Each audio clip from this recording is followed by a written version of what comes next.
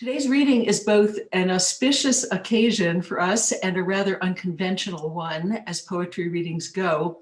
It's auspicious because it marks the very first time that the poet, Aigerim Tazhi, and the translator, Jim Cates, are presenting a reading together, even though they've been collaborating on the poetry for many years. Aigerim Tazhi was born in a northwestern city of Kazakhstan when the country was still part of the Soviet Union. As a result, Russian was the language she was schooled in and the language spoken on the street. She can speak the Kazakh language, but she writes in Russian. Her debut book of poetry, Bogoslov, was published in 2003. It translates as theologian or theologian, but a play on words could make it God o' Words. She has received numerous literary prizes in Kazakhstan and Russia, and in 2011 was a finalist for the Russian Debut Prize in Poetry. Her work has been translated into English, French, Armenian, maybe other languages by now, and published in prominent literary magazines. Zephyr Press published her debut book in English, Paper Thin Skin, which you'll be hearing poems from, in 2019. The recorded part of this reading includes poems from our bilingual collection of Tazhi's poetry, Paper Thin Skin, which I'm holding up right now. We have communicated since in these last more than 8 years now. Fortunately for me as a translator, Tazhi also has a feel for English. Our collaboration spans chasms of age and gender as well as culture, and somehow has proved remarkably productive and congenial for all this time. She prefers to let the poem speak and not the poet, and she recoils from injecting herself into the text and from setting a poem in an autobiographical framework. Her poems, as you will hear, are concerned far less with herself than with the world around her. She writes from the inside out rather than the outside in. She makes her own persona not the center of attention, but the center of perception. Фиолетовое окно, желтое, скоростное через страны пряные, разрезает полотно с подсолнухами на солнечную сторону и закатную. В цветовом пятне глаз выхватывает мельницы, летящие в противоположную. В нитях ветра звуки запутались встречные. Лавандовое окно, скачут крепкие лошади.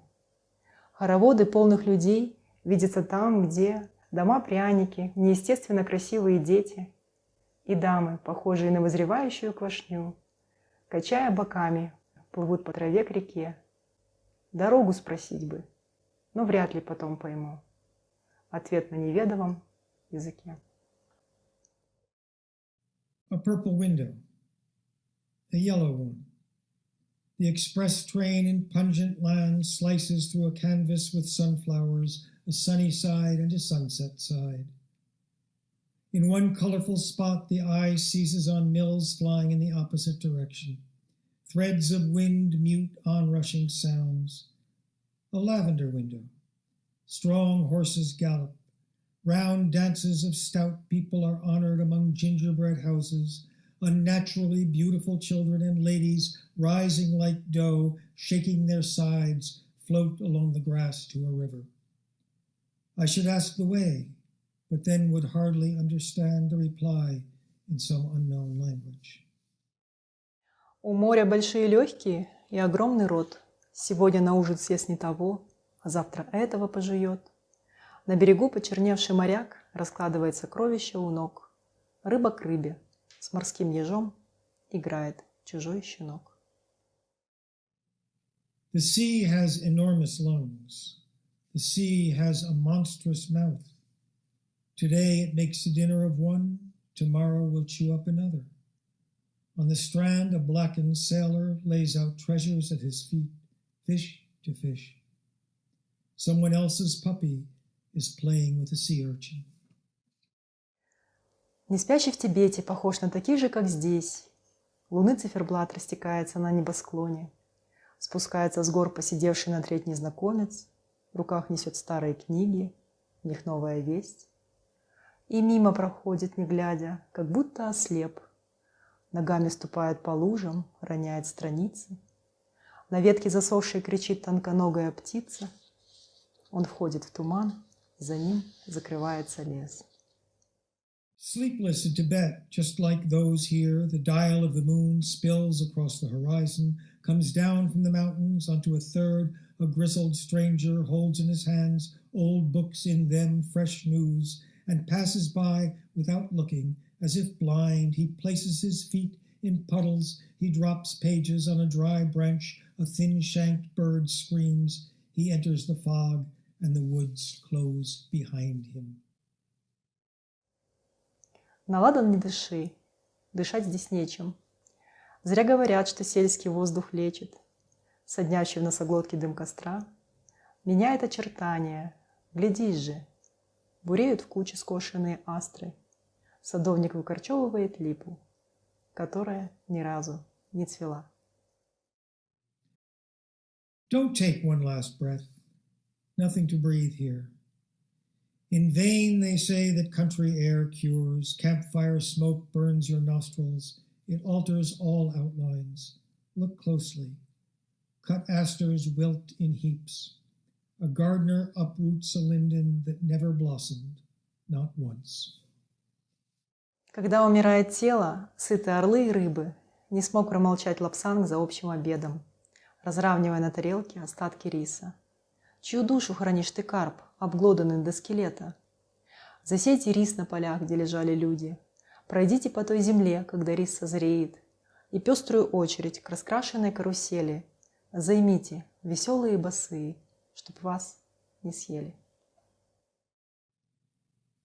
When the body dies, eagles and fish dine well. Lobsang at the communal dinner could not keep quiet, spreading out the remains of rice on the plate. Whose soul do you save, carp, picked to the skeleton? Sow rice in the fields where people lay, pass by that earth when the rice will grow. And you join the motley queue at the bright carousel, cheerful and barefoot, to keep from being eaten. От воскресенья до воскресенья ставим крестики календарные, ждем спасения. Оно приходит в виде воздуха горного в газовой камере города. Серебристые муравьи тащат к вершине камни, трутся стальными боками. Чешется след на шее от тесного ворота под ватными облаками. From resurrection to Sunday, we cross off dates on the calendar, waiting for salvation. It comes in the form of mountain air in the gas chamber of a city. Silvery ants drag along up to the stone height, rub against steel sides, itching, tracks left on the neck from a narrow gate, under quilted clouds.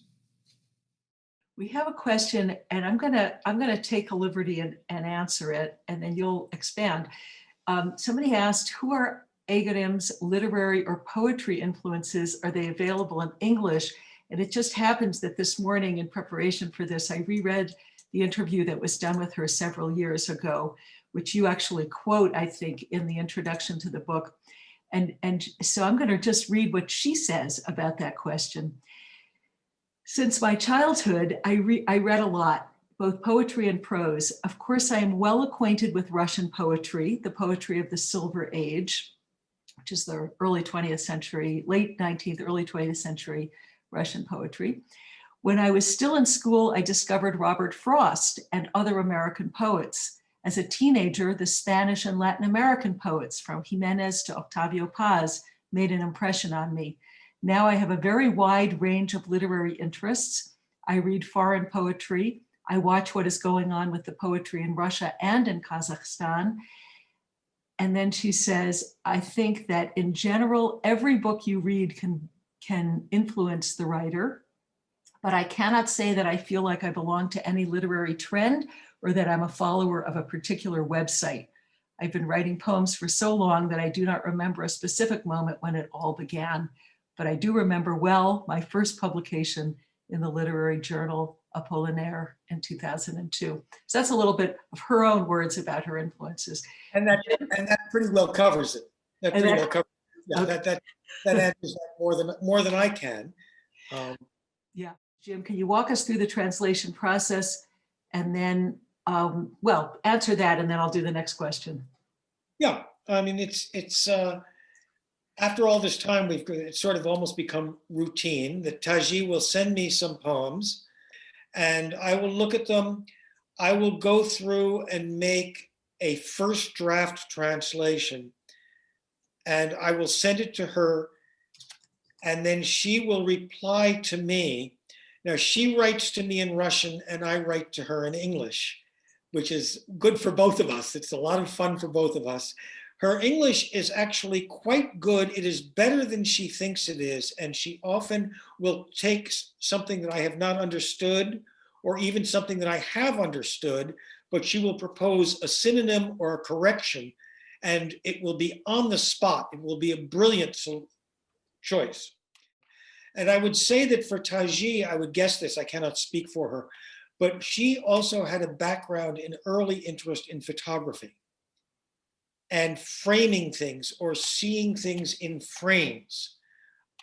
I think windows may be, as much as anything, a subset of that framing quality.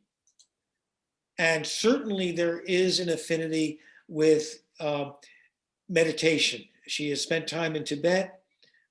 She has an affinity. So to pick up on that sort of perspective, in a couple of her poems, she refers specifically to Tibetan themes.